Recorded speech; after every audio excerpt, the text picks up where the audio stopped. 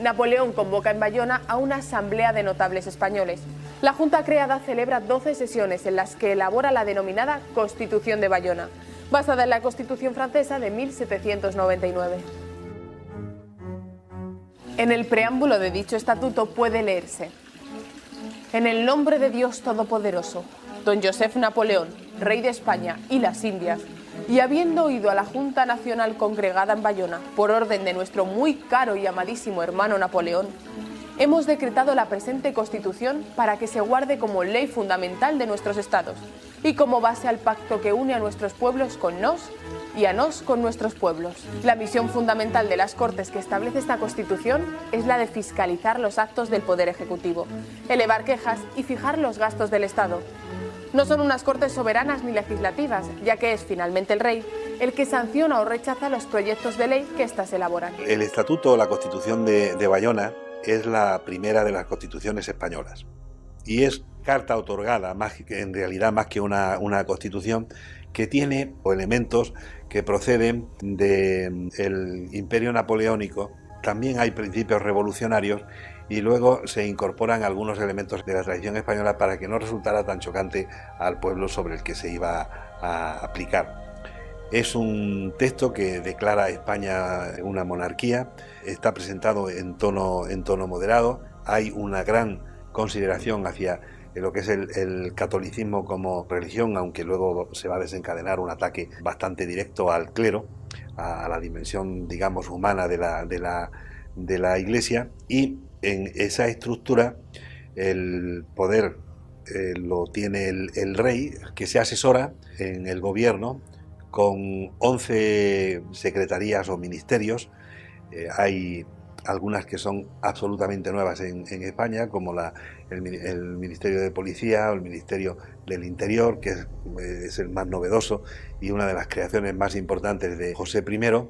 Hay algunas instituciones que no llegaron a funcionar nunca por las circunstancias de la guerra, como el Senado o las Cortes. Las Cortes, por ejemplo, se convocaron en 3 ocasiones y en ninguna de ellas se reunió, y vigencia como tal, pues solamente la tuvo de manera muy ocasional, porque la guerra se va a convertir en la principal preocupación del rey, y en la guerra los problemas le venían tanto de los propios mariscales franceses, que no estaban muy dispuestos a secundarlo porque las órdenes del emperador eran mantenerse sobre el terreno, y entonces si había que expoliar o abusar de la población lo iban a hacer, cosa que José quería impedir sin éxito. Y luego estaban los problemas que le originaban sus súbditos rebeldes, los españoles, que no habían admitido la Constitución de Bayona porque no habían aceptado la legalidad de las aplicaciones de Bayona.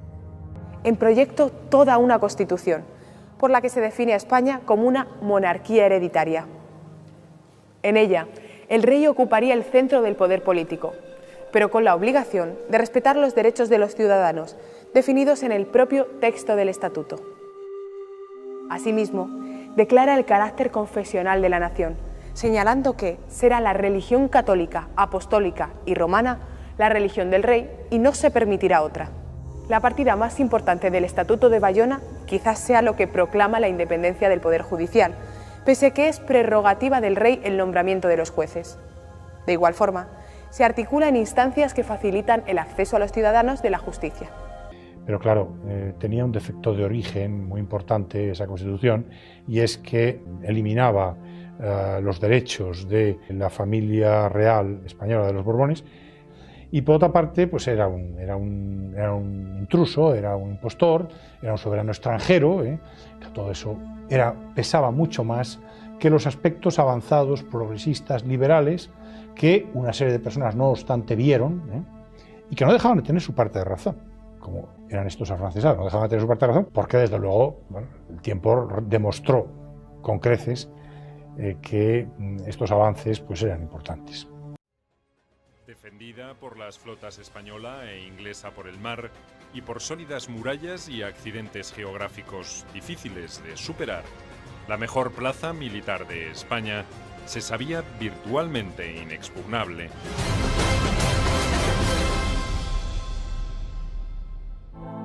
Por esa razón, Los diputados de las Cortes, reunidos en la iglesia de San Felipe Neri, tampoco hacían mucho caso de los riesgos del sitio al que los sometían las tropas del mariscal Claude Victor.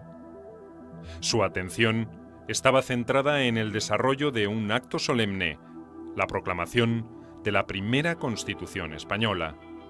Un sinnúmero de debates, negociaciones y enfrentamientos habían precedido este momento histórico. Era el paso necesario para sustituir el viejo orden por un nuevo sistema que establecía el gobierno de una monarquía acotada en sus privilegios y atribuciones. Una vez que fue jurada por los diputados y por la regencia, se dio a conocer oficialmente la buena nueva. En Cádiz, en las calles, se daban vivas a la Pepa, el nombre con el que el ingenio popular bautizó de inmediato a una Constitución nacida el día de San José. Con 384 artículos, divididos en 10 capítulos, el nuevo cuerpo legal reconocía cierta continuidad en lo social y en lo económico con el régimen que pretendía abandonar, pero tenía un contenido claramente revolucionario en lo político. El absolutismo real dejaba de existir y se consagraba la división de poderes. El futuro soberano sufriría también otras limitaciones. No podía impedir el funcionamiento de las Cortes, ni abdicar, casarse, salir del país o firmar tratados con otras potencias sin la anuencia explícita de esa Asamblea Legislativa. Ese código fundacional que se pretendía imponer había comenzado a gestarse un año antes. El 2 de marzo de 1811, las Cortes designaron una comisión, presidida por el clérigo Diego Muñoz Torrero, para que redactara la propuesta. La abrumadora mayoría de los integrantes de esa comisión estaba integrada por reformistas o liberales. Entre ellos sobresalía el abogado Agustín Argüelles, pieza clave a la hora de convencer y acomodar voluntades. Los miembros de ese colectivo legislativo eran, como el grueso de los diputados, intelectuales pertenecientes a una clase media ilustrada con escasos compromisos con las tradiciones españolas más arraigadas. En su ánimo, como en el de las Cortes, pesó también el ambiente de Cádiz, una ciudad poblada por comerciantes y por tanto más abierta a las influencias extranjeras que otros lugares de España. Era la puerta abierta del reino al mundo. Enriquecida por el intercambio comercial con las colonias, su próspera burguesía también se anticipaba en las novedades culturales y políticas foráneas. Estaba, por lo tanto, mejor preparada que otras regiones de España para recibir los cambios y asimilarlos. También adquirió un peso determinante la libertad de prensa promulgada poco antes por las Cortes. Estas y otras condiciones adquirieron importancia en la formulación de un proyecto de constitución quizá demasiado avanzado para el momento histórico que vivía España. La instauración de derechos como el de libertad de prensa, los recortes a las atribuciones del soberano y las limitaciones o eliminación de fueros especiales alarmaban a los conservadores. El 25 de agosto de 1811 se abrieron los debates sobre los primeros capítulos, donde no hubo mayores disidencias. Se referían a la soberanía asumida por las Cortes en ausencia del rey, a los límites de las jurisdicciones provinciales y al reconocimiento del catolicismo como religión oficial. Las diferencias entre absolutistas y liberales se profundizarían con el tratamiento de los artículos que limitaban el poder del rey, de la Iglesia y de los nobles. Allí era donde la nueva Constitución demolía virtualmente el viejo edificio del absolutismo y sus instituciones. A partir de su vigencia, el rey solo podía legislar de acuerdo con las Cortes y no podía intervenir en cuestiones judiciales. Tampoco podía impedir la convocatoria automática y anual de esa asamblea, que se transformaba de hecho en un parlamento, y sus representantes serían elegidos por distritos electorales de 70.000 habitantes sobre la base del sufragio masculino por residencia. Con esta medida, quedaban eliminadas prerrogativas y atribuciones muy antiguas de algunas de las regiones de España. Este beneficio, extendido a las colonias, aspiraba a contener la ola independentista de ultramar, al otorgarle a esos dominios una condición institucional similar a la del actual reino. En lo social, se pasó de la estratificación absoluta a una igualdad más teórica que real. Se garantizaba la seguridad y la libertad individual, así como la igualdad ante la ley, aunque los militares y el clero lograron conservar sus correspondientes estatutos jurídicos, claro reflejo de su fuerza corporativa en las Cortes. En lo económico, las medidas más trascendentes giraron en torno a la aprobación de un régimen más equitativo en el pago de impuestos y por la abolición de los señoríos jurisdiccionales. También presuponía un cambio en las relaciones económicas, el reconocimiento a la propiedad privada y la supresión de las atribuciones exclusivas de los gremios.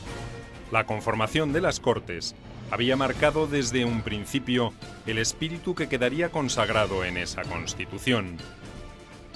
2/3 de los asambleístas respondían a una caracterización ideológica reformista o liberal, aunque con matices que iban de una mayoría moderada a una minoría radical o revolucionaria. Entre los conservadores o serviles ocurría algo similar, aunque de signo contrario. Estas diferencias fueron apareciendo paulatinamente hasta tornarse casi irreconciliables en torno a algunos principios fundamentales, como el debate sobre la Inquisición. El riesgo de ser tachado de anticlerical era más fuerte que el deseo de abolir la odiada Inquisición. El voto final por el que se decretó la desaparición del Santo Oficio reflejaría ese estado de ánimo.